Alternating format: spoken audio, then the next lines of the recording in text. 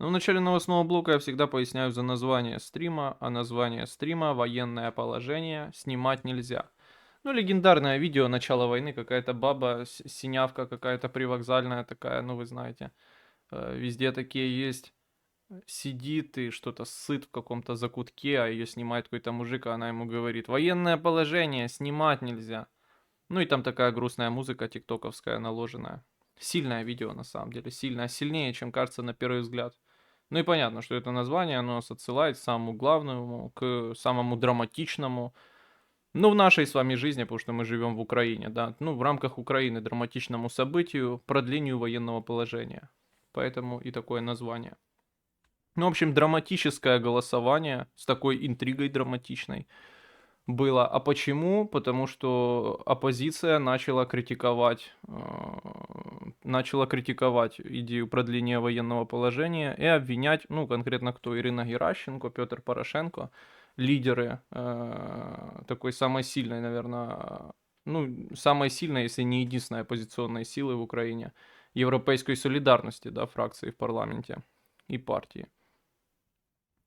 Начали говорить, что власть злоупотребляет военным положением, строя там диктатуру, авторитаризм, ну, в общем, злоупотребляет. Помню, как когда-то, ну, год, наверное, назад говорил о том, что важный будет момент переходной, да, когда политическая борьба дойдет до того, что уже будут, ну, скажем так, критиковать сначала, да, переход к военному положению, ну, в смысле продление военного положения, а потом уже появятся проблемы со сбором голосов. Но для этого нужна важная деталь, чтобы вот именно фракция "Слуга народа" как-то раскололась, да. А для этого надо, чтобы что-то случилось что-то реальное случилось с будущим политическим президента Зеленского. Например, санкции ввели на него и его окружение, американское государство. Ну, что-то такое, что, скажем так, сделает бесперспективным его поддержку и заставит часть депутатов, да, часть политической силы "Слуги народа" пересматривать свое будущее, свои действия и видеть свое будущее как-то независимо и не связано с президентом Зеленским. Ну, в общем, вот, да. Ну и да, год назад я говорил о том, что важной будет вехой. Ну и вот, в принципе, важная веха подходит. Правда, тогда мне казалось, что она будет подходить без всяких разговоров о перемирии, а сейчас она подходит на фоне разговоров о перемирии, поэтому выглядит более гармонично. Хотя на самом деле, кроме разговоров, реально перемирие не виднеется совсем на горизонте. Но если вы посмотрите, то никто из самих этих людей, которые как-то или проголосовали против, или против высказались, никто из них не мотивирует реально это тем, что война там скоро закончится и так далее, да. Все они говорят о другом, какие-то свои требования выдвигают к власти. Ну, действительно, это очень важное решение, да, в смысле реально важнейшее политическое, вот это каждые 3 месяца продление военного положения. Поэтому они понимают, что это очень хорошая возможность поторговаться, да. Это как у обычных стран нормальных принятие бюджета, очень важное всегда в парламенте событие, и обычно там самые такие запросы оппозиционные вылазят, которые они пытаются как-то сторговаться с там своими оппонентами политическими, ну, в общем, что-то выцыганить себе, да. Вот, ну, у нас это место заняло, кроме бюджета, еще добавилось это продление военного положения. И, в общем, к чему, что, конечно, положение оппозиции с каждым днем хуже, и понять их можно, да, почему они так качают права и что-то где-то озвучивают публично, потому что, ну, где-то все, ну, не на грани посадки, но на грани проблем каких-то прямых уже с законом у Петра Порошенко. А это ключевая фигура, да, за которую они держатся, наши оппозиционные силы. Ну да, санкции недавно на него ввели, то он, конечно, пытается показать, что у него есть, скажем так, возможности свою ценность увеличивать. Ну, в общем, да, сказали они, что власть злоупотребляет, но все проголосовали за, кроме Гончаренко. И я думаю, что, ну, для Гончаренко это выгодно, потому что закон-то принят, для него последствий, наверное, прямых никаких не будет, но зато он отсветился хорошо, как человек, который может сказать нет, как человек, который стоит на своих принципах, как бы это дебильно не звучало, по отношению к Гончаренко, который там из семьи регионалов одесских и там за русский язык в начале своей карьеры выступал. Ну и вообще какой-то скользкий, губатый тип, но тем не менее, сейчас это выглядит так. Для него одни плюсы, ну и главное, что многие, не знаю почему, да, то есть понятно, как с этим бороться на месте Гончаренко. Но многие говорили, что сейчас будет понятно, это типа общая их фракции решение, то есть если она вся будет голосовать против, а значит Петр Порошенко в этом виноват, либо нет. И как бы Гончаренко голосует один против, О, ну получается, никак не связано. Ну, думаю, это один из аргументов, почему он голосовал конкретно против и врознь своей фракции всей, да, Европейская солидарность. Ну, чтобы как бы лишнего повода для таких связей, ну, по крайней мере, в медиа их подсвечивания не давать. Вот. Ну, многие почему-то говорят, что рано как-то, сверхрано. Но я посмотрел, и действительно не рано. Ну, оно откуда-то там со стороны типа Елисеевича, да. Ну, то есть, я посмотрел, может, я дурак, я посмотрел на прошлое голосование, оно было этого же числа, то есть 15-го, ну, там, того месяца, который был на том месте, да, в то время. То есть, все так же, там, там, за месяц, да, образно говоря. И в этом смысле не раньше, чем обычно получается, не раньше, чем обычно продляется военное положение. Ну, конечно, оно с сильным зазором, потому что, ну, а вдруг будет провалено, понятно, почему они не голосуют в последний день, да. По-моему, это очевидно. Э, По-моему, это очевидно, почему они не голосуют в последний день, потому что нужно оставить себе пространство для маневра, время, вдруг ситуация выйдет из-под контроля, запугать кого-то, да. Э, ну, с кем-то договориться, как-то, в общем, иметь возможность повлиять на процесс, потому что если это все происходит в последний день, то может какой-то резкий неожиданный бунт случиться, с которым ты не успеешь совладать, время выйдет. Вот. Ну да, многие вспомнили историю, которую мы тоже когда-то упоминали, не помню в каком контексте. Даже не помню, какой это был год, но помню это событие и помню, как оно обсуждалось, когда в Керченском проливе захватили наш корабль россияне, да, это было до полномасштабного вторжения, и Петр Порошенко пытался тоже ввести военное положение, но его тогда сразу же обвинили в узурпации власти, что он хочет отменить таким образом проведение выборов. Вот. Я это ярко помню. А сейчас он говорит то же самое. По сути, правда, есть ну, более такая ощутимая угроза, в отличие от того, что было тогда. Да? То есть более осязаемые, какие-то более осязаемые причины, почему нужно продлять военное положение. Ну да, нужно еще, наверное, сказать, что президент в целом-то ничем не рискует, да, потому что он его может одноосібно отменить, это военное положение, да, то есть для него риска нет. Я к чему, что я все-таки придерживаюсь позиции, что президенту в случае, просто многие говорят, что вот может завтра будет договорняк, а президент спешит, или он это знает, хотя я думаю, не знает никто, и более того, ну как-то не особо похоже, что он будет, ну каких-то реальных действий к нему нет, да, только много разговоров, причем скажем так, со сторон, заинтересованных в том, чтобы поддерживать, пока есть возможность, скажем так, какие-то позитивные ноты. Но тем не менее, да, что он сейчас это спешит проголосовать, потом будет там в скорости договорняк, ну там в конце этого месяца, апреля, например, да, ну разные же даты называли, там пасхальное перемирие, ну вроде бы не похоже, что оно будет. Никто о нем не просит, никто его не анонсирует. Но тем не менее, будет договорняк в конце этого месяца, будет прекращение огня в конце этого месяца, а президент дальше будет все держать за яйца этим военным положением.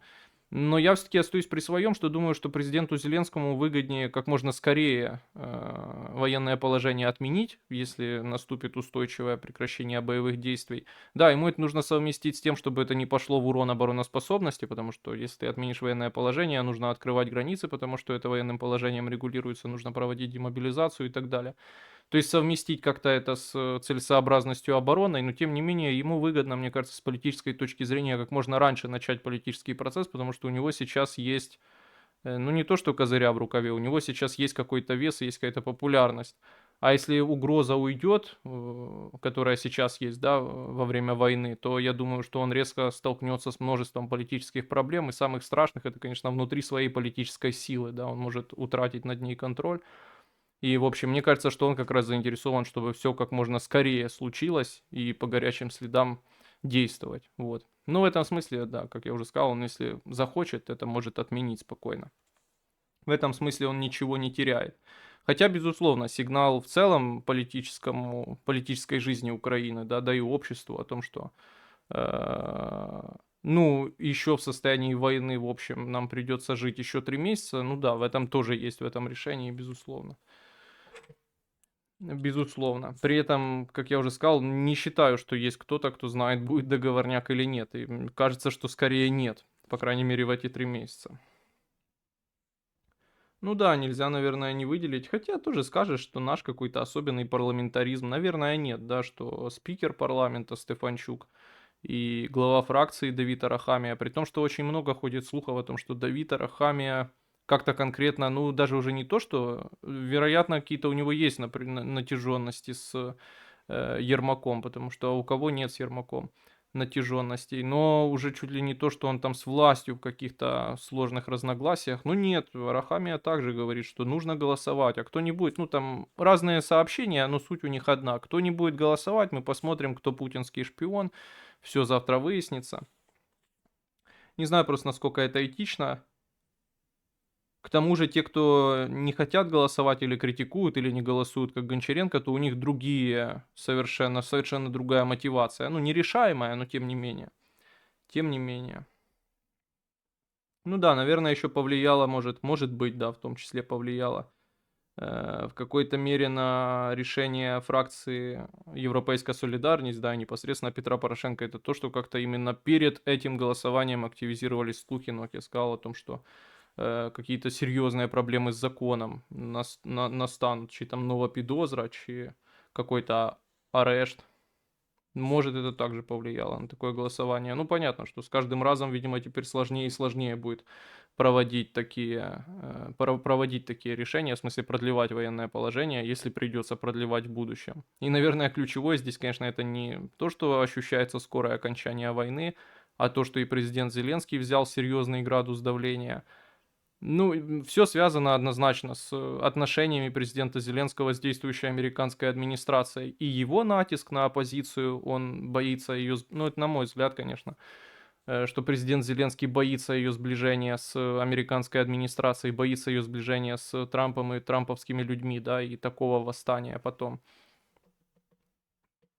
И оппозиция чувствует, что у президента Зеленского негладкие совершенно отношения с Трампом, и тоже от этого начинает действовать. Ну, в общем, вот такие взаимосвязанные вещи. Ну, в общем, вот такой драматизм в целом. Да, параллельно развиваются события, ну, не такие уже драматичные на международной, да, на международной арене, что происходит сейчас. А происходит, просачивается, капает, как у меня бойлер. ТЧ Поляшки.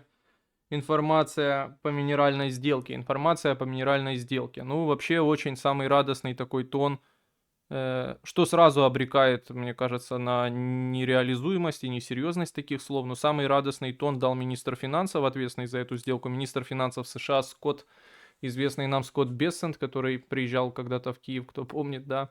В общем, да, дал Скотт Бессент, сказавший, что сделка уже супер круто, мы супер близко, супер позитив, настолько супер позитив, что она может быть заключена. В общем, мы можем ее заключить уже на этой неделе, этой, которая идет сейчас. Удивительно, что не смогла его переплюнуть в этом смысле министр финансов, министр экономики, ну, в общем, Свириденко, наша девочка, которая ответственна за это, которая летала с группой в США, которая была на тех всех переговорах. Да, Свириденко не смогла переплюнуть его в оптимизме, но говорит, что мы двигаемся, есть позитивный прогресс, и я даже выписал, как она написала, договорились зафиксировать позитив в меморандуме о намерениях с Америкой, который, типа, там в ближайшее время планируется к подписанию. Ну, это, в принципе, нас не должно удивлять, потому что этот меморандум о намерениях, наверное, это имеется в виду о то самое, помните, рамочное соглашение, которое было тогда еще перед поездкой президента Зеленского в США и скандала в овальном кабинете. То рамочное соглашение, или вот это как там меморандум о намерениях. Меморандум о намерениях, красивая формулировка, вот так. О каких намерениях? Меморандум о намерениях, нужно очертить свои намерения. Ну да, тот меморандум о намерениях, понятно, не содержит ничего конкретного и в целом, ну, он так сформулирован, чтобы всем было приятно, да, то есть там никого не обязывают ни к каким гарантиям, там никого не обязывают ни к каким долгам напрямую, то есть в целом это вообще ничего не значит. Но, наверное, для нас это был бы большой позитив, ну и в целом для этого дела сделки, как минимум потому, что это позволит еще потянуть время, да. А после этого им придется перейти к обсуждению реальных вопросов, и здесь уже вышла статья Bloomberg, по-моему, на тему того, что удалось добиться, ну я не знаю, какой там источник, удалось скостить долг. Как бы это странно ни звучало, удалось скостить долг, теперь мы должны не 300 миллиардов, а всего лишь 100 миллиардов. Есть как бы повод для позитива. Это наталкивает на мысли, если это правда, что Наверное, действительно это было максималистское требование американской администрации. Долг такой сумасшедший, 300 миллиардов. Хотя он там прыгал по-разному, да, разные цифры назывались. Но типа это самое высокое, потом можно сторговаться на что-то меньшее. Как и наши, наверняка, максималистское требование гарантий. Понятно, что никто нам гарантий не даст, особенно нам не даст гарантий Америка ни в каком виде, да, реальном, что обязывало бы их потом участвовать в войне. То есть мы от этого тоже готовы отказаться. Но правда тут есть какая-то логическая, скажем так, логическое свойство, что вот есть ноль и единица как бы. И либо гарантии есть, либо гарантий нет. То есть мы хотим, чтобы были, но мы в рамках торгов наверняка готовы от этого отказаться, потому что, очевидно, это требование, ну, идиотское и невыполнимое абсолютно. Никто на него не пойдет. Но в случае же долга, тут не ноль единица, как бы, то есть не есть долг, нету долга, а тут как бы долг остается, и все такой же баснословный, просто чуть менее баснословный. И в этом смысле, конечно, оптимизма мало-то. Долг остался, а на долг мы не согласны. Ну и это логично и справедливо, даже если долг меньше, чем был до этого, правда? Вот, так что, конечно, я их оптимизм не разделяющий, учитывая, что и Скотт Бессент заинтересован и говорил все время хорошо, что и особенно Свириденко, я за ней давно, ну, наблюдаю, да, и все ее высказывания на тему сделки, она всегда говорит, что все хорошо перед этим и еще перед этим, и после скандала в овальном кабинете она говорила, что все уже близко, мы уже очень близко к подписанию, мы уже очень рядом. В общем, это совершенно не те люди и не то место, где ты прочтешь, что вы знаете, блядь, очень серьезные противоречия, пока непонятно, как прийти к консенсусу какому-то. Ну, понятно, работа у нее такая, и сказали, говори, блядь, хорошо, не говори плохо. Она и говорит хорошо, не говорит плохо. То есть я к чему, что, наверное, все это вместе суммарно реальности не отражает. Вопрос, насколько реальность отражает эта статья Bloomberg. Ну, в общем, вот так. В целом не сказал бы, что какой-то есть большой позитив. Хотя народный депутат Залезняк выделяет еще какие-то позитивные детали в формулировках. Но просто надо понимать, что это не сам документ, а формулировки в медиа. Он там говорит, что теперь речь идет не обо всех там богатствах Украины, а только о тех богатствах, которые найдут, да, то есть типа в будущем, ну и что-то такое. То есть позитив ищет на ровном месте, так сказать. Вот. Ну, а еще о каких-то реальных вещах, которые косвенно, наверное, могут нам что-то говорить о сделке, да. Вспоминаются и слова Трампа о том, что он говорил, что президент Зеленский столкнется с проблемами, если будет качать права по теме сделки, правда. Ну и из последнего, что-то не очень он по-доброму к пану президенту расположен. Это то, что патриоты спросили, там, Украина готова уже покупать оружие у вас, но президент Зеленский где-то опять сказал, что я буду покупать американское оружие, ну, я, честно говоря, не знаю, где на это взять деньги, да. Ну и понятно, что вопросом для американского государства, он, конечно, не в деньгах, да. Они, если захотят, дадут, если захотят, то не дадут. Тут не вопрос денег. Для Америки деньги не проблема, это уж точно. Бабки не проблема.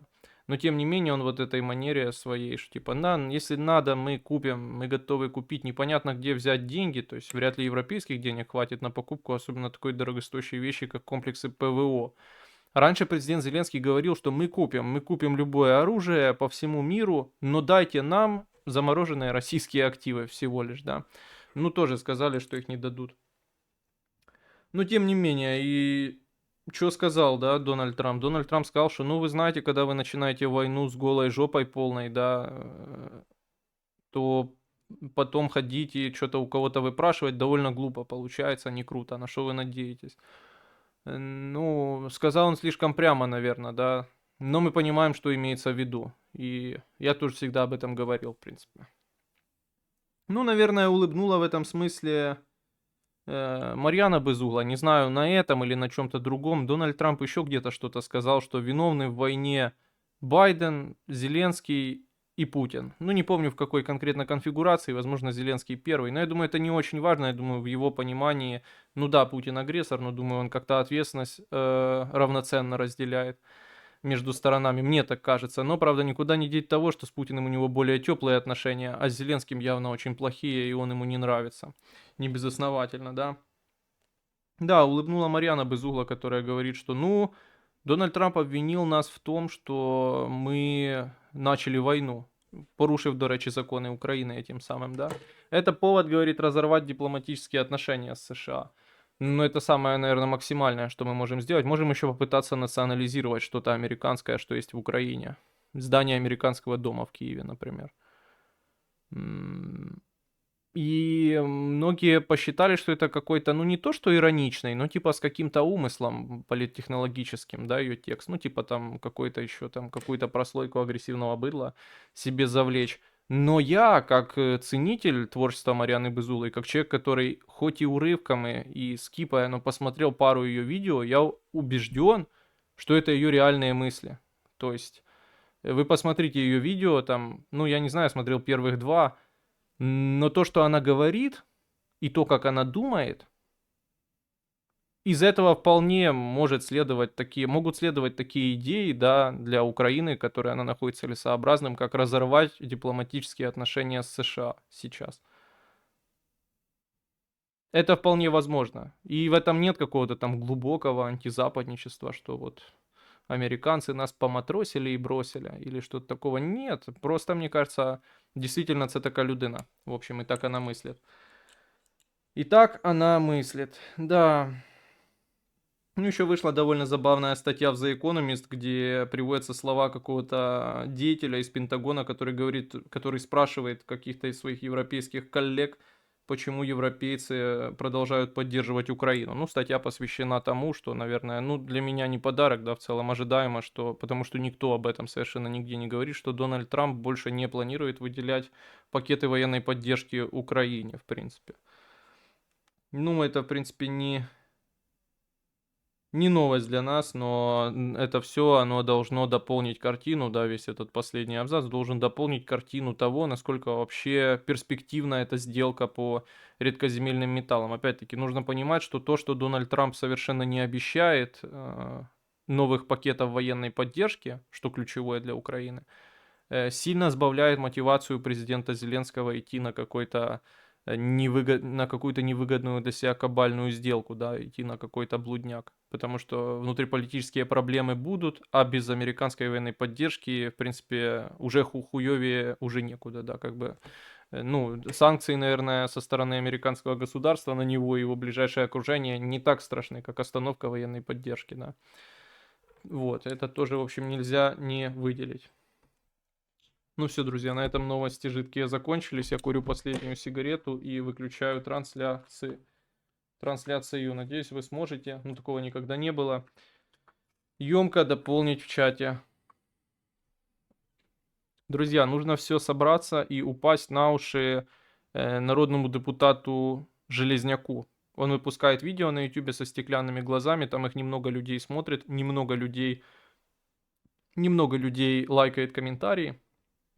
Если вы, но я думаю, что вот как раз этот человек может пойти, потому что он ходит к Романенко, что как бы, ну, уже полный расколбас, если вы понимаете, о чем я. То есть, значит, и там он, более того, говорит на русском. Что значит, что мы можем его увидеть? Что значит, что он может нам ответить? Это вполне реально. Если там будет там под 100 лайков, как у Марьяны Безугла. Я понимаю, что это не так хайпово, как Марьяна Безугла, бо у нее эти наливные дойки, или как там было сказано, прутень. Ну, вы поняли. Это не настолько хайпово, но я все-таки верю в это. Не знаю, правда, нахуя нам это, но в целом лишним, наверное, не будет. Интересно поговорить с народным депутатом, понять его психологию. Не могу просто выцепить, когда он видео выпускает, потому что он выпускает их как автомат Калашникова, как пулемет Максим. Каждый час нахуй выпускает відео, не можу поймати момент. До речі, а чого саме про TikTok, до речі, а чого саме про TikTok завжди мова? Про яке ЗМІ треба як про ЗМІ, яке треба йобнути. Більшість людей все одно більше шорти і рілси в інстаграмі дивляться, а там дікуха вообще. Ший божа матір, сходи з небес Бразилії, куча українських коментів, 200к лайків. Не, мне кажется, TikTok значительно популярнее, чем рилсы и шорты. Ну, я не знаю, наверное, можно найти на этот счет статистику. Просто понятия не имею. Ну, тут еще мировой тренд поддерживает, да, в Америке борются с ТикТоком. То им есть на что в этом опереться. Какой-то есть культурный такой налет, что типа вот Инстаграм, американский Фейсбук, там вот это мета, да.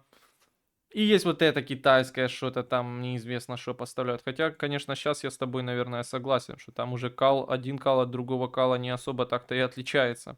А особенно если с ТикТоком что-то будет происходить, то, думаю, перетечет туда много. Но почему-то реально, может, из-за простоты доступа какой-то, не знаю, с чем связано, но действительно какого-то такого контента тупого и остро оппозиционного, да, что там Зеленский украл все и купил Мерседес Гитлера, его действительно значительно больше в ТикТоке. Объективно, мне кажется, больше. То есть не то, что я его больше вижу в рекомендациях, хотя и там я его вижу, но я вижу его где-то там в Телеграме, но с плашкой ТикТока. А что, нельзя вызвать Трампа раз на раз? Надо было прям там его бить, представь, на фоне вот этого боксерского пояса Усика. Представь, увалить Трампа и пояс одеть, и махать руками. Типа победил. По-моему, было бы охуенно. Было бы лучше, чем то, что вышло. А так они еще и правы типа остались. Все хорошо, все хорошо. Еще одна ставочка, и вы уже почти выиграли. Еще одна, и вы точно не проиграете. Но, может быть, в другой раз сделайте ставки.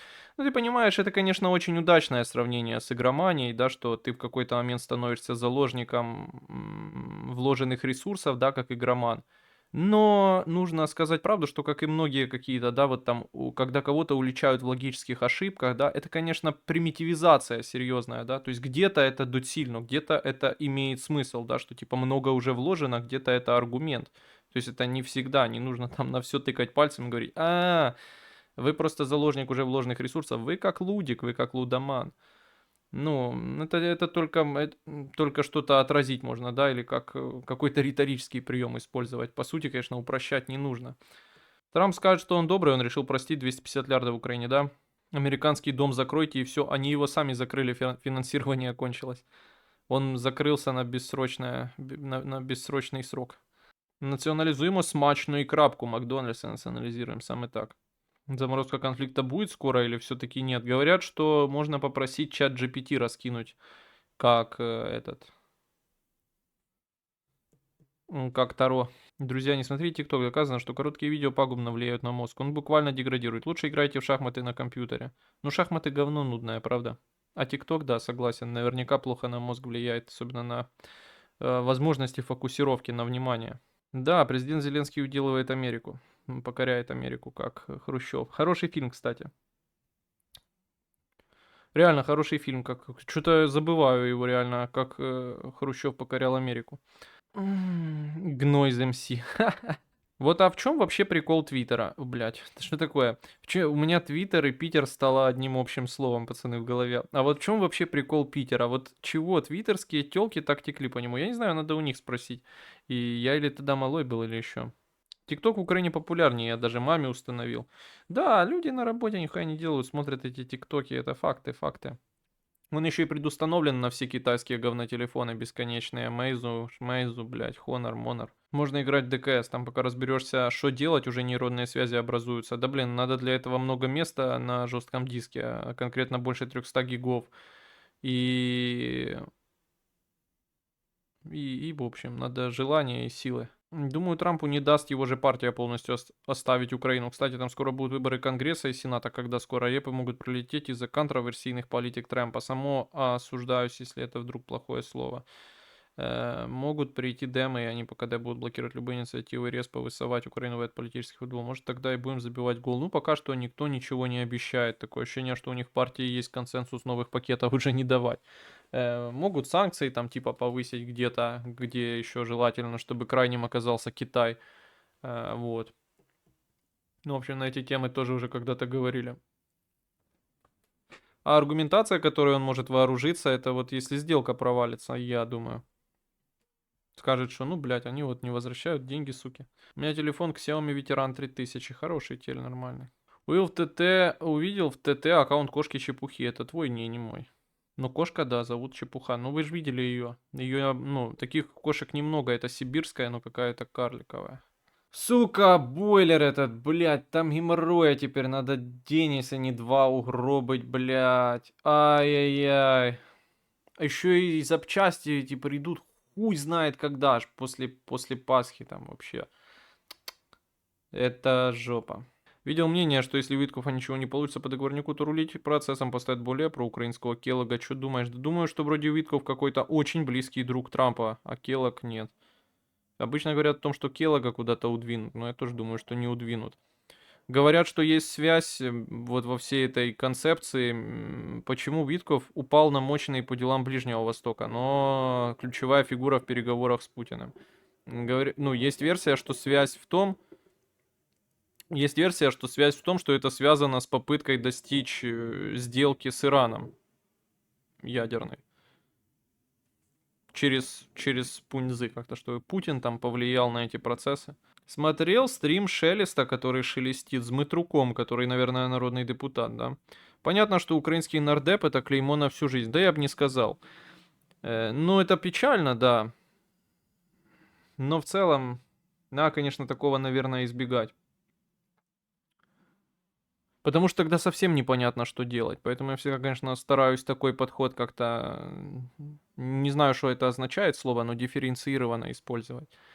В том смысле, что, ну, нужно же что-то делать, да, всегда говорил, что деньги нужно брать, да, если дают, ну, в смысле, не коррупционные, да, в смысле, на реализацию чего-то, то есть в целом-то это не западло, потому что если денег не взять, вообще ничего не выйдет сделать, ты не то, что никакой пользы не принесешь, вообще ничего реализовать не сможешь. Также, наверное, и с народным депутатством, да.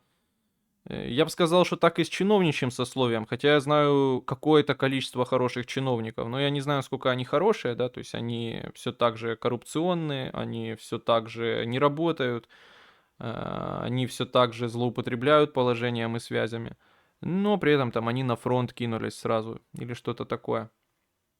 Но при этом я хорошо понимаю молодежь, да, и сам был в таком состоянии, когда ты молодой человек, и у тебя есть желание именно не говорить, а что-то сделать, потому что говорителей, ну вот там как в ТикТоке, их очень много, да, людей, которые постоянно все критикуют, но смысл там, да, был учиться и быть молодым и как-то приложить свои усилия, но нужно что-то делать, да, и куда ты пытаешься попасть, ну в том числе туда, изменить что-то непосредственно в государстве, ну значит нужно попытаться попасть на службу и быть другим.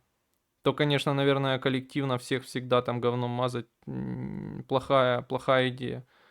Но так почему-то всегда получается, но особенно с топ-чиновниками, да, что вот если этот человек был министром, он по-любому хуесос. Ну, может, это потому, что топ, да, ты прошел всю вертикаль, ты там большую часть жизни, наверное, варишься, да, ну, очень много, точно большую часть карьеры. Естественно, я имею в виду, конечно, Кулебу, да. Ты, может, талантливый дипломат, но поскольку ты всю жизнь оторван от народа полностью, да, от его проблем, от его чаяний, от того, как в нем обстоят дела там, в социальной сфере, в культурной, ты полностью становишься диким хуесосом. Ну вот, конченным диким хуесосом. Какая тогда разница, какой ты дипломат? Ну, в общем, да. Это на тему того, что клеймо. Да, понятно, что украинский нардеп — это клеймо на ну да, Дмитрук какой-то бандос же, поэтому не особо цепляет. Понятно, что украинский, ну, там, какой-то ну, вы поняли. Понятно, что украинский нардеп — это клеймо на всю жизнь. Тем не менее, не хряк, а чистый ариец. И разговаривает примерно как Кулеба. Наверное, поэтому и выгнали. Эх, блядь, ну да. Что про украинский Келлог сможет сделать? Ну, в смысле, дать много Украине пушек. И Украина победит. Но есть нормальные нардепы, типа Лана Зеркаль. Это какое-то зашифрованное слово, типа там «я ебу собак» или что? Не могу понять, что здесь зашифровано, какое оскорбление. Порядочная баба вроде умная. Наверное, это прикол. Денис, а у вас, что с маленькой буквы? У вас есть примеры того, чтобы гражданин Украины начал судебный процесс через Европейский суд по правам человека на правительство? Типа права нарушают и т.д. Или это очень наивно полагать на... Не, есть процессы и есть типа решения в пользу пострадавшего против украинского государства. Ну там я смотрел какие-то, ну, смешные деньги выплачены абсолютно украинской державой. Но, по-моему, с началом войны там какие-то приостановились процессы, поэтому. Знаешь японского политолога Яп Юсперму? Конечно, знаю. До ядерной сделки уже 10 лет носятся, и сколько, и каждый раз нихуя. Ну там они, ты видишь, обогащают и обогащают, суки, уран. Обогащают, они уже скоро в прямом эфире. Аятолла будет обогащать уран. Типа будут секунды считаться обратного отсчета до полного обогащения там. Можно ли предположить, что чем меньше у государства территорий, а территории и населения ты связываешь или нет здесь, тем эффективнее оно будет ими распоряжаться, и тем лучше будет жить обычным гражданам на этих территориях? Да не знаю, как здесь выстроить прямую связь. Просто исторически так сложилось, что в Европе компактное государство, а чем дальше от Европы, тем они более ущербанские и более по площади большие. Это просто так сложилось исторически. Мне кажется, из этого там прям что-то простраивать не стоит. Ставят уран перед телевизором и заряжают. Дністивил суспільне відео. Випустило відео, где пришло в школу, где училась Виктория Спарц в Чернигове, да? И ее классуха там предательницей назвала. Виктория Спарц все знает про нас. Блин, це ж надо реально, Виктория Спарц. Виктория Спарц, Виктория Спарц. Виктория Спарц, Виктория Спарц. Что-то ты мне напомнил. А, вышел нашумевший материал «Украинской правды». Такой нашумевший, что я его нихуя найти не смог. О нем написала «Медуза», и потом, когда у «Медузы» это прочел нардеп Залезняк, он это написал у себя в канале. Потому что кто, блядь, читает сайт «Украинской правды»? А в Телеграме этого не было. Они выпустили материал какой-то, ну вы видели, я его репостил там, блядь, про тиктоки, про псевдоэкспертов, что люди, видите ли, в социальных сетях критикуют власть, мобилизацию, а критиковать не надо. Держава працює, там по 5 год тюрми. Викриває сітки російські. Нардеп Залізняк каже, це дуже важлива інформація. Вийшов дуже важливий матеріал. Дуже важливий матеріал про монополію держави на правду, на мысль, да, что... Это ты мне напомнил просто, что такая помойка, как Суспільне, выпустила какое-то сраное видео. Там, напевно, не уран обогащають, а чиновників, які за ядерну програму відповідальні. Ну, может. Я это представляю себе как в фильме «Диктатор» с Бароном Коэном, где он требовал ракету из тупоголовой сделать остроголовой. Давно узнал, что Нидерланды вторая в мире экспортер продовольствия. Какого? Шмалины? Был в шоке крымский Ганджубас. Глава МИД Сирии Хаттаб. Время веселья. Хаттаб заявил о предотвращении попытки государственного переворота, организованной группой бывших военных. Всех дорезали там уже кого могли. Кумалышка, привет, моя девочка. Как обсирают в интернете вот этого комика? Я думал, он очень популярный и всеми любимый. Оказывается, нет. Феликс Редька. Так его обсирают, бедного. Ну, с одной стороны, жалко его, а с другой стороны, он в Америку ездит. То уже не жалко тогда. Пью, блядь, черный чай, может, он мне поможет. Думаю, наверное, у меня только стул станет твердый охуенно. Кстати, что-то я об этом не думал. Так, хлещу этот чай. Как же ж я срать потом буду?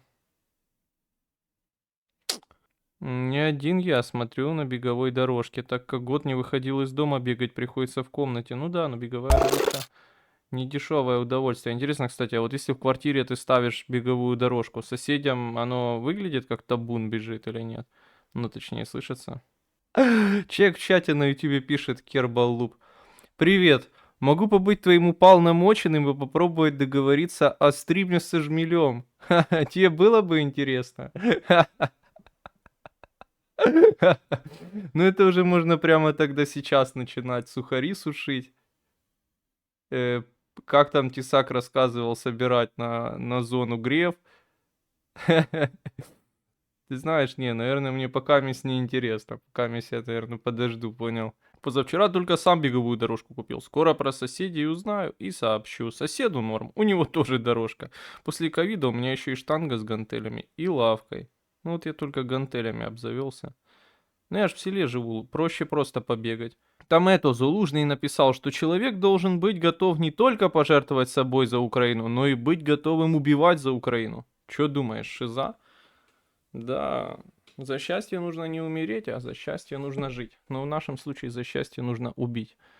Я думаю, что он кончалыга полный, и президенту Зеленскому крупно повезло. Но в целом, если подумать, везения тут особого нет. Это было бы везение, если бы генерал оказался какой-то талантливый в других каких-то аспектах, кроме там выпивания водки. Ну, какие скиллы ценятся в армии. Но ему повезло и попался вот такой человек. В том смысле, что он, ну, мне кажется, политически не очень грамотно поступает, когда такие заявления там какие-то от чистого сердца толкает. Обычные, да. Ему надо там, ну, если он желает какого-то политического будущего, какие-то критику какую-то острую, да. Касательно смелости, ну, каждый скажет, да, что в его положении, где он списался по здоровью, мы прекрасно знаем, что если ты в армию попал, ты по здоровью оттуда уже не спишешься вообще никак. То есть, надо, чтобы тебя оторвало, что тогда спишешься.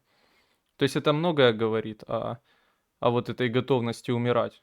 Более того, Он принял вот эту позорную высылку послом в Лондон. При этом у него нет никакого ни дипломатического опыта, ни знания даже английского, блядь, языка. Это просто позорная высылка была. И все, он ее принял честно, покорно, пожал руки и все. Никакого протеста не показал, с чем он там не согласен был или что-то. Ну, в общем, вот. Это мои эмоции были, когда я это услышал. А так-то глубоко похуй, что он сказал. Главное, что я понял, что больше я не буду тратить деньги, даже чужие, на его книги. Потому что книги говно, книги говно. Жаль, что я эту купил, честно скажу. Но ожидаемый кал. Терран у вас спрашивает, Дэн, такой вопрос. Если депутат отобрался в парламент, а потом вышел из партии, он остается в парламенте или нет? Если его выбрали как-либо в парламент, он остается в парламенте по любасу. Он может по своему желанию сложить мандат, но это надо, чтобы одобрили. Но парламент одобрил это снятие. В общем, сложная процедура. Но если он вышел из партии, из фракции, ну, в случае парламента логично говорить не партия, а фракция, наверное, да, потому что ты можешь выйти из партии, остаться во фракции, ты можешь выйти из фракции, остаться в партии. То есть это немного разные вещи, да. Но я понял, о чем ты говоришь. У нас полно таких депутатов, которые вышли из фракции «Слуга народа», но остались в парламенте. Один из них, кстати, прошел незамеченным в этом голосовании за военное положение, но он реально воздержался, утримався. Удержание. Ну, в общем, утримався. При этом, ну, один проголосовал против Гончаренко, а он один, кто утримався реально. То есть не просто там пошел кофе пить, не просто не приехал в парламент, а реально, типа, это был какой-то протест. Но его никто не заметил. После Жмеля уже только обменный фонд. Да, те времена прошли, когда в Украине можно было там с кем-то это. К тому же, честно говоря, ну, в общем. Понимаешь, такие разговоры, они больше имеют смысл, когда какие-то люди вот кого мы знаем самого душевно больного из нашей сферы информационной? Ну, мне на ум никто не приходит, потому что я такое говно не смотрю. Ну, какой-то самый заукраинский заукраинец, и его вот встретить жмелем, очень интересно. А когда ты на каких-то находишься, скажем так, более оппозиционных позициях, то тебе не выгоден будет такой разговор. Потому что так получится, что вы будто бы совпадаете во взглядах. Хуета будет полная. Видно, что волосы жирные.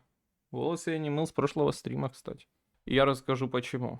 Тобі не здається, що Бенефтік переграє поки Трампа? Рейтинг на фоні протистояння росте. Угода з США простроюється, наверное, чи простоюється саме. Це різні думки. Європейські партнери щось по зброї накидають замість Америки, а Трамп тільки втрачає на проблемі України. То Пу його там представників принижає затримками, то приписують йому дружбу з кривавим диктатором.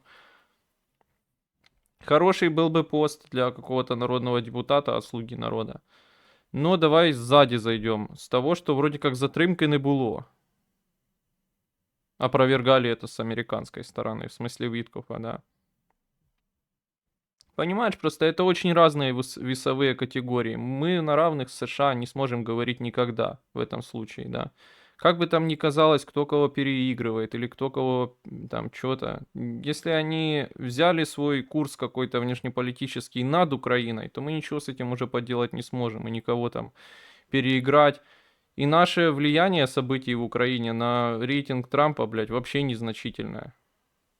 Там постоянно настроения у населения меняются от того, что Украину поддержали достаточно, до того, что больше поддерживать не нужно, да.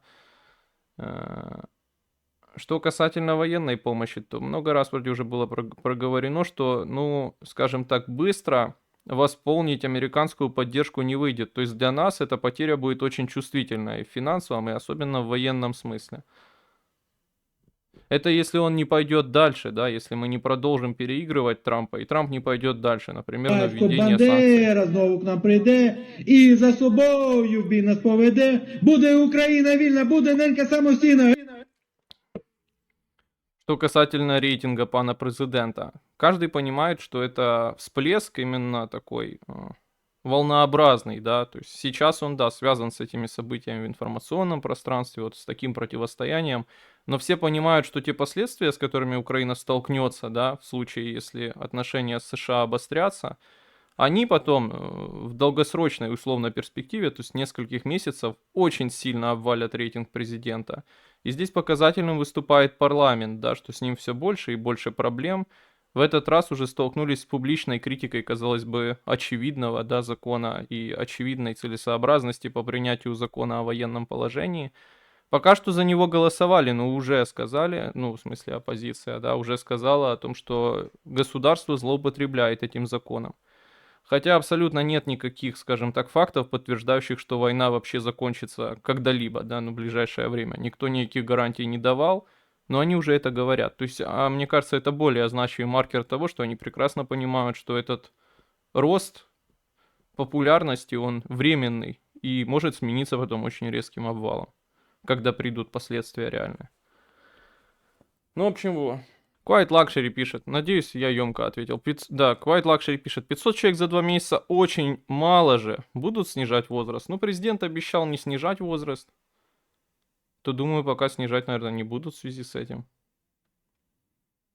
Думаю, вот если окончательно, там уже супер окончательно провалится договорняк, то тогда может быть. Что касательно 500 человек за 2 месяца мало, действительно мало, дурных нема, действительно очень маленькая цифра. Но видишь, они стараются. Они стараются. Но мне кажется, что, конечно, оно, наверное, затраченные деньги не отбивает. Просто сегодня скидывали видео, тоже Министерство обороны Украины. Там какая-то девочка, ну, в какой-то современной тикток-манере рассказывает о том, что, ну, типа, иди в армию, там, ну, она не так рассказывает, но суть такая, она рассказывает как раз наоборот, как бы, да, о том, что кому нужны эти поездки за границу, там, кому нужна эта зарплата, кому нужна в Украине ипотека под 0%, кому она нахуй впала ипотека в Украине, ну, тем не менее, кому нужно свое жилье, вообще нахуй не подписывай контракт, ну, типа такое, понял, видео сложное, вот. Я к чему, что такими мерами удивлен, что у них такой слабый результат. Это многое говорит о нашем обществі. А Ріл можуть бути проблеми після стріма зі жмільом легко. Типа ти за Укр, він за Росію, обговорюйте свої позиції, но он что-то скажет, и если я это расторпоню, это будет неправильно. Это будет порушенням законів України. Зараз на бутылку за все подряд чувак садять. Лучше лишний раз, наверное, себе проблем не создавать. Ну и я потом сказал, что дело не только в этом, хотя и в этом. Есть еще какие-то факты, которые, скажем так, делают такой разговор бессмысленным. На данный момент. В Ивано-Франковске школьники стрёмные весьма. Да, видел, в Ивано-Франковске школьники подрезали какого-то, ну не школьника, а 19-летнего пацана, вырезали из него часть, сняли это на видео. Полный пиздец. Что я там в Инстаграме вставлял, что-то я протекаю. Собственно говоря, почему у меня такая жирнючая голова. Короче, что-то, блядь, последние 2 дня обратил внимание на то, что вода начала как-то особенно сильно. Она и так немножечко подбивает током. Бо я заземление вывел бойлера, но так его и не заземлил. То есть, ну, в землю так и не загнал. Просто провод валяется и все. Только насосную станцию заземлил по-настоящему. Что-то начало как-то ощутимо бить током, блядь. Вот раны на руках, а у меня все руки полностью изодраны. Раны на руках. Пьешь воду, вообще ебало так током прошибает. Думаю, что за хуйня? Чё оно так... Потом как-то зашел ссать и слышу, что-то капает. Кап, кап, кап, кап. И звук кипящей воды. Я сразу как-то подумал, что, наверное, это старая добрая эта проблема с бойлером горения. И действительно, у меня за толчком стоит бойлер, ну просто не такой же, как в квартире туалет, а комната сама больше, то там не видно даже, где он стоит. Как бы как в шкафу стоит, понял? И, короче, ну, открываю, смотрю, ёбаный в рот, типа, этот бойлер... Ну, там такой принцип, блядь, у этого бойлера горения. Он бесконечно ремонтируется, ну, там, короче, сухой тен, так называемый. Он из себя представляет то, что там просто этот фланец, в котором тены, да, ну, то как бы кожух, а в него тены вставлены. Ну, если в простом бойлере у тебя тен сгнивает, то в этом бойлере сгнивает кожух. Ну и все. Ну, типа, разницы никакой особо нет. Я не знаю, какая там польза от этого. Ну, то есть, по-любому что-то с водой контактирует. Ну, может, замена этого фланца чуть дешевле, чем замена 2 тенов, но я сомневаюсь. К тому же, пока ты эти тены демонтируешь, они все равно повреждаются. Я на одном сильно вот керамическую эту хуйню помял. Ну, в общем, и что? Пизда. Ну, это у меня этот бойлер, его выкинули родители когда-то. Собирались на мусорку сдать. Потому что он тоже течь начал. А я его привез себе, думаю, да, сделаю с него нормальный бойлер. Посмотрел, там хуйня, ремонт. Ну, то есть выкручиваешь этот фланец, меняешь. Ну, я так и сделал, только купил тогда фланец без вот этого анода, блядь, который накип должен собирать. Хоть и фильтр у меня был, но хватило, по сути, года на 4, на 3 года хватило. На 2,7, наверное, вот так. Ну, в общем, да, теперь мне нужно слить всю воду с бойлера, опять открутить этот фланец, поменять на новый, я его уже заказал. Это все, блядь, сука, дорого довольно дорого. И надеяться, что Тен не пострадал и при демонтаже тоже не пострадает. Еще один момент. Чтобы слить воду с бойлера адекватно, ну, кто не знает, то... Как вам объяснить? Из слива Нет, из... из места, откуда выливается горячая вода, ну то есть та вода, которая из бойлера идет в кран, тудой воду под своим весом слить с бойлера нельзя, потому что водозабор, он наверху находится, под самым верхушкой. Ну, наверное, это связано, чтобы вода теплая все время шла, да, как, не знаю, как этот принцип назвать, но теплая вода сверху будет, понятно. Таким образом, нужно по-любому как бы сливать ее оттуда, откуда она и заходит. То есть бойлер надо сначала остудить, а потом как-то эту воду слить. Как? Когда нормальные люди ставят бойлер, они ставят туда клапан вот этот, ну вы знаете, вы можете на своем бойлере посмотреть, который там какой-то запобежник, хуй его знает. Но я так понял, он принципа такого, что он воду только в одну сторону пропускает, в бойлер. И короче, но между этим клапаном и бойлером ставят кран. Потом ты этот клапан снимаешь, краник открываешь и воду с бойлера сливаешь для обслуживания, да? Вот. А я кран купил, но какого-то хуя поставил его как раз туда, где выход из бойлера, а не вход. Я его поставил туда, где он нахуй не нужен. Оттуда вода не потечет сама собой, и слить ее оттуда нельзя. Теперь у меня такая проблема, что как-то нужно слить воду на улицу, то есть подсоединить шланг резиновый мой для полива, да? Но как это сделать без крана? То есть, ну если я просто откручу, я просто поставил этот клапан ебаный, запобежник. Если я его откручу, то просто вода польется нахуй везде. Ну, 80 литров воды, блядь. А там проводка идет. Ну, короче, тяжелые обстоятельства. Непонятно, как эту проблему решить пока что. Вот, блядь. Ты видел, что Джордж Байрон сказал про Армению, что сказал самые мощные нации. По поводу высылки Залужного в Лондон, ты считаешь, что Залужный там ничего не решает от слова совсем? Да не, наверное, какие-то посольские задачи решает. Ну ты же его видишь, он постоянно на заходы приезжает, ну там речь толкает для студентов Гарварда украинских, там, какого там университета, блядь, лондонской школы экономики. То там еще для беженцев каких-то, то еще на какой-то там Еднайтес приезжает. Ну, типа, какую-то посольскую работу он выполняет. Встречается с королем, еще что-то. Ти пробував качені яйця, як на вкус? Не пробував. Скоро 25% з донатів прийдеться гетьманцу віддавати. Можливо, навіть 2,5 яйця з десятка качиних яєць. Не дам. Чё-то весь ТикТок говорит, что Путин в больницу попал. Но если весь ТикТок говорит, значит попал. Клапан может быть с флажочком, чтоб сливать. Там есть, блядь, какой-то флажочек. Но там такая маленькая струйка, я эти 80 литров, наверное, дня 2 буду по ней сливать. Не, ну это лучше, чем нихуя, я согласен. Но есть другая... А, не, нет другой идеи. Хотел сказать, что есть другая идея. Трубу разрезать полипропиленовую ну, ниже там, да, по ходу. Но она не подходит, потому что это под этим блядским фильтром. Да я хуй его знает, как я так тупанул. Ну там какая-то была дурость. Чи я перепутав, что вряд ли, конечно. Наверное, просто как-то там не вовремя. Ну, это же нихуя бабок не было, все на подножном корме. На кожух для бойлера, дякую за 200 гривен. Наверное, я просто кран этот позже у меня там, блядь, как-то появился. Короче, вот такая проблема. Ну, думаю, как-то справлюсь. На крайняк скручу. Ну, остудить надо его сначала. Или загнать холодную в него воду. Скручу и постараюсь, типа, быстро шланг как-то подъеднать. Быстро, типа. Ну, понял. Ну, похуй, чуть прольется там. Ведра 2, блядь. Сегодня на Исландии сравнивали снятие военного положения с распуском армии УНР после распуска.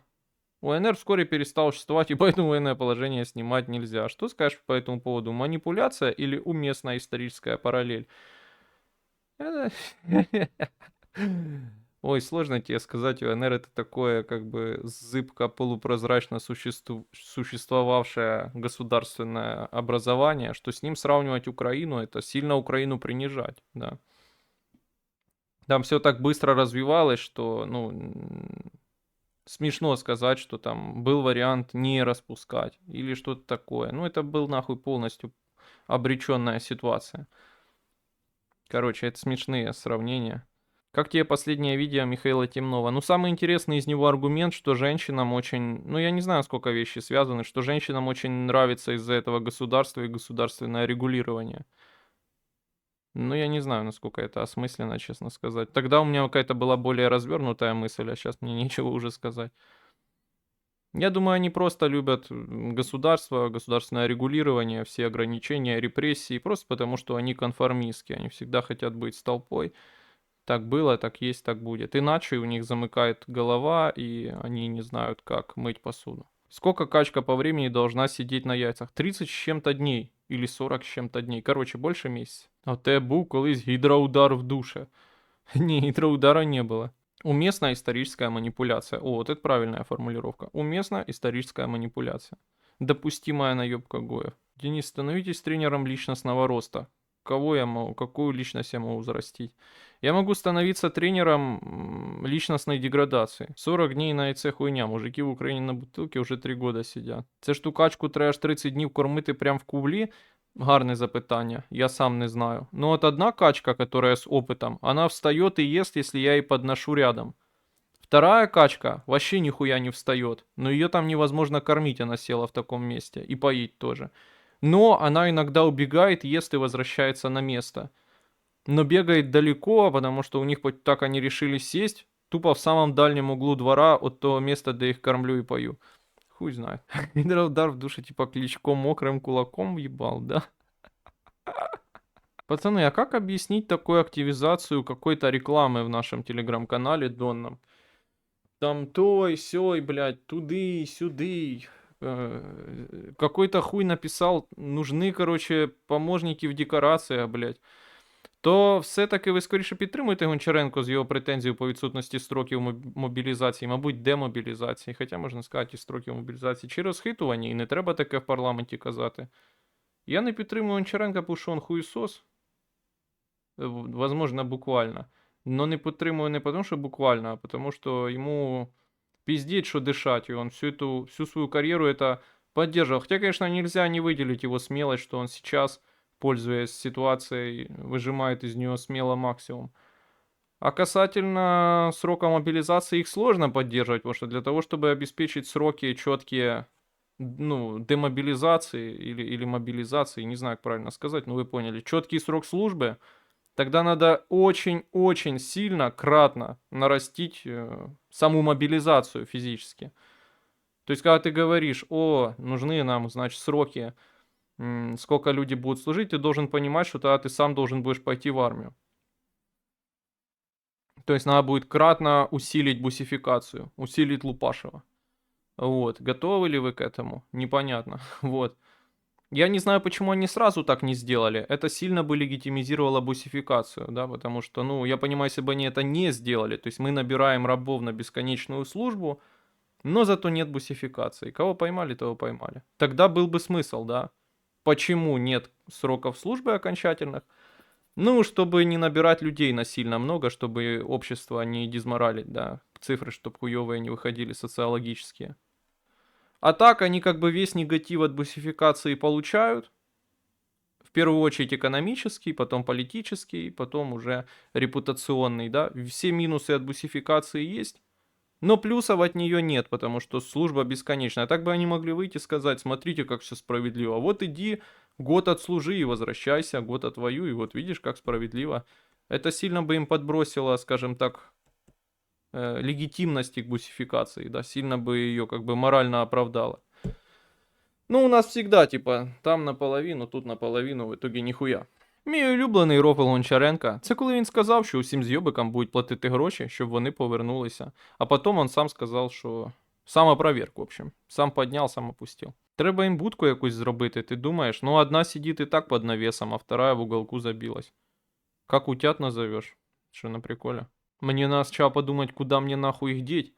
Ну, то есть я столько не прокормлю, и мне столько реально некуда деть. Бутусов сказав, що лінія дронів – це створений офісом президента гайп. проект для президента, що туди постачаються державні дрони, а іншим підрозділам дирка від бубліка. Я думав, що командири цих бригад самоорганізувалися і створили лінію.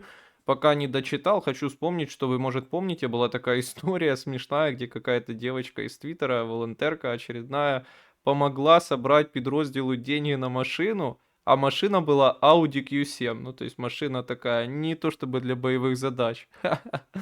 И как эта история стала публичной, такой, ну, для меня лично юмористической. Эта девочка, она сфотографировалась там с этим каким-то там военным, блядь, условно командиром, чи кто там приблотненный, кому эту машину надо было, сфотографировалась на фоне этой Audi Q7 и отчитывается, каже, ось, передала машину війську. Ну и все как бы задались вопросом. Ну и там дальше начали это распутывать. В общем, все закончилось тем, что еле-еле там та военная часть, какие-то там высшие чины в ней слились от этого, и деньги ей там вроде вернули за эту машину. Бутусов сказав, да, я думав, командири цих бригад самоорганізувалися і створили лінію. Потім ось президента до них підрули, а воно навпаки. Цікаво, чи всі, ну щоб ти поняла, взагалі не пойму, о чому йде річ, яка там лінія дронів, ворують, не сомневаюсь. Цікаво, чи всі ці командири, Мадяр, К2, Хасан, Мадяр мені, кстати, постійно пише, К2, Хасан, розкручувалось уже давно руками всього президента, чи вони самі почали розкручуватись, бо зрозуміли, що без медійки навіть на війні ніяк. Я думаю, і одно, і другое. Тобто офіс президента розуміє, що такі ломи важны, і їм содействують, і вони самі розуміють, що це інвестиція в себе.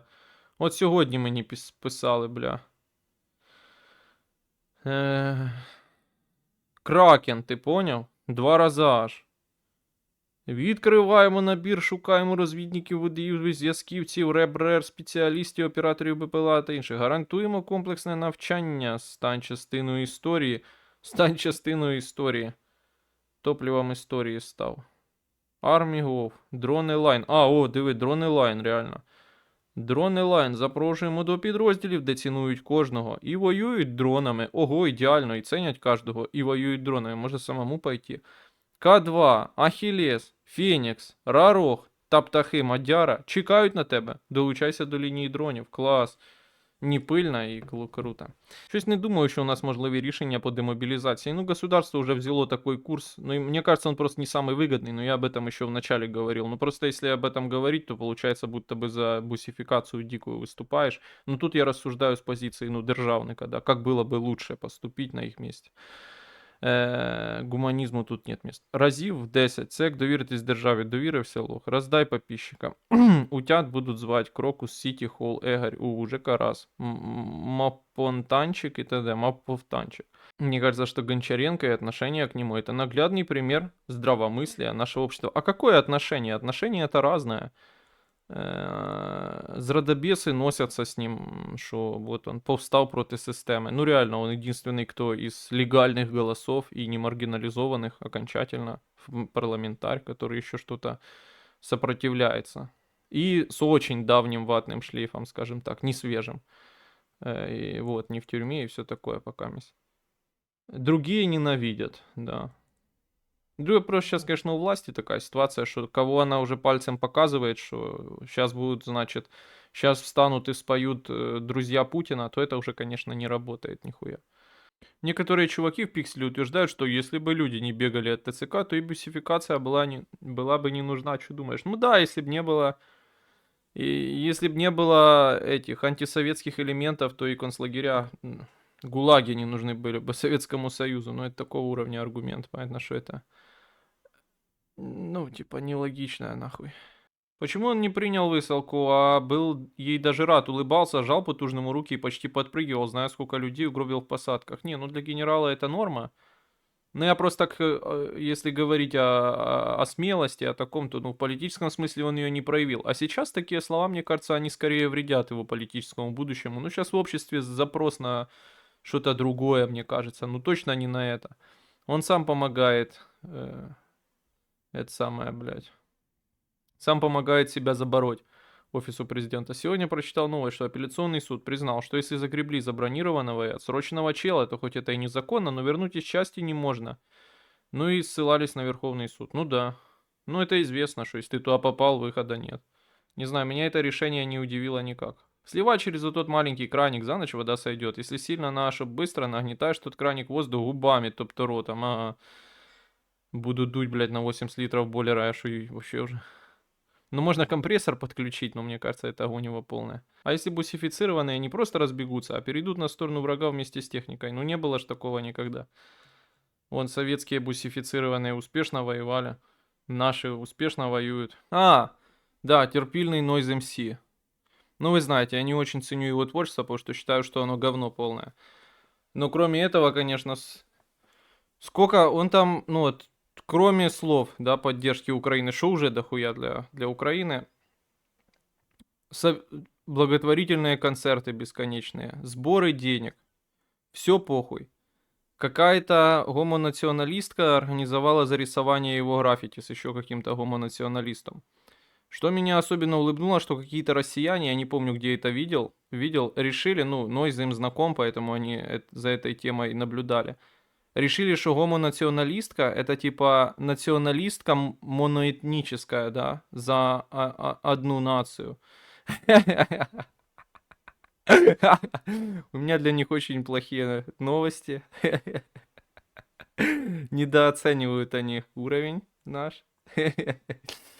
Э, Ну, в общем, закономерно. Ничего нельзя тут ни добавить, ни убавить. Эту историю я вам рассказал только из-за гомонационалистки. Ну, еще кто-то скидывал, но я не знаю, сколько правда и насколько это она, но вроде как у нее где-то в шапке какой-то социальной сети написаны такие слова, что російський танк переїхав українського чоловіка в Києві, а він потім записався в тероборону, і типа эту страну не победить. Что как бы тоже, наверное, многое о нас говорит, да. Ну, то есть, что и танк не российский, потому что танков, ну, то МТЛБ было вроде, не было в Киеве никаких российских, и что чека потом даже бусифицировали. А после этого, ну, там еще даже кого-то переехало, по-моему, насмерть, то есть он не один в машине ехал. Там по-любому тест на Питер завален, ну, может, скрыл. Ты представь, сколько тест на Питер проваливают, да? А ты представь, сколько еще людей скрыло следы. Это же не так сложно скрыть следы своего пребывания в Твиттере. В Питере. Просто в Твиттере убрать упоминание Питера, да? Советские бусифицированные успешно сделали армию Руа Власова. Но она не то, что перешла, да, она попала в окружение. Это не одно и то же, правда? Ну и не знаю, это не помешало Советскому Союзу победить, всех перевешать потом власовцев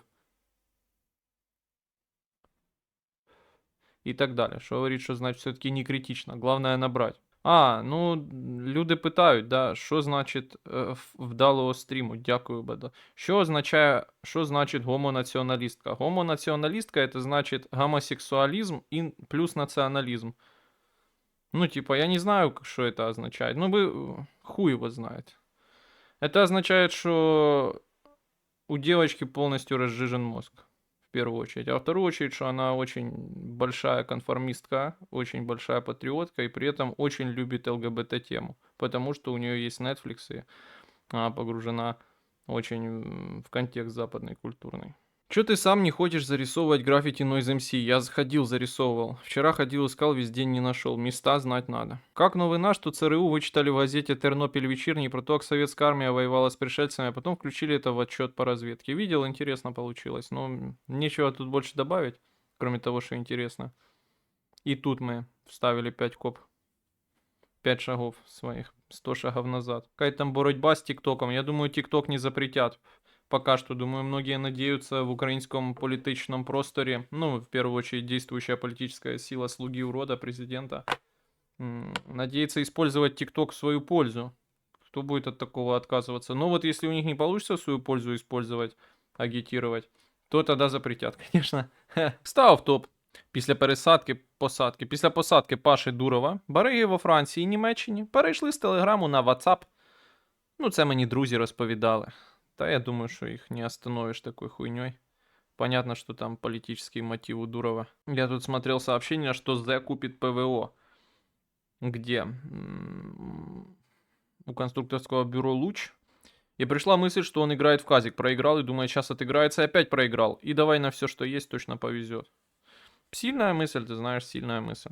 Что-то тут есть такое от казино. Ему так і сказав Трамп, представляєш. Я думаю, Міністерство внутрішніх справ не підуть на перехід бусифікації на рельси оперативно-розшукових дій.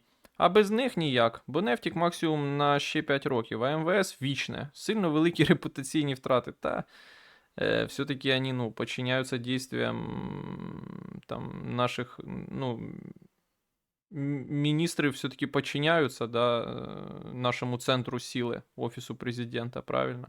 Скажуть выполнять, будуть выполнять. А МВС вічно, сильно великі репутаційні втрати. Тільки якщо їм дати ще фінансування відсотків на 50 гарантіями його збереження, розширення складу поліції, Нацгвардії, прикордонників і інші подібні дії. Ну, знаєш, теж аргумент, що сказати. Може, я з ними не согласен, но. По хатам треба. Собирать золоті зуби у людей, переплавлять в слитки і за виручені гроші куплять PVO, щоб не бомбили. Так бачу. Гарна, до речі, думка. Я таке бачив у мультику. Там собрали таке здорове ядро, нахуй, із золота, а потім його спіздили, по-моєму. Що, кстати, теж похоже на нас. Скажуть купить ПВО, а денег нет. Так, хорошо, друзья, переходим к... Все, друзья, пора заканчивать этот позор. Спасибо большое, что сегодня пришли. Отдельное спасибо тем, кто меня финансово поддерживал. Отдельное большое спасибо. Наверное, такое, ну, может, настроение, ну, помимо всех там проблем каких-то, еще и то, что кофе нет. Да, спасибо тем, кто сегодня пришел. Спасибо тем, кто писал свои мысли в чат, не ленился. Спасибо тем, кто оторвал кровные и задонатил. До встречи там через день, если карта ляжет и Бог даст.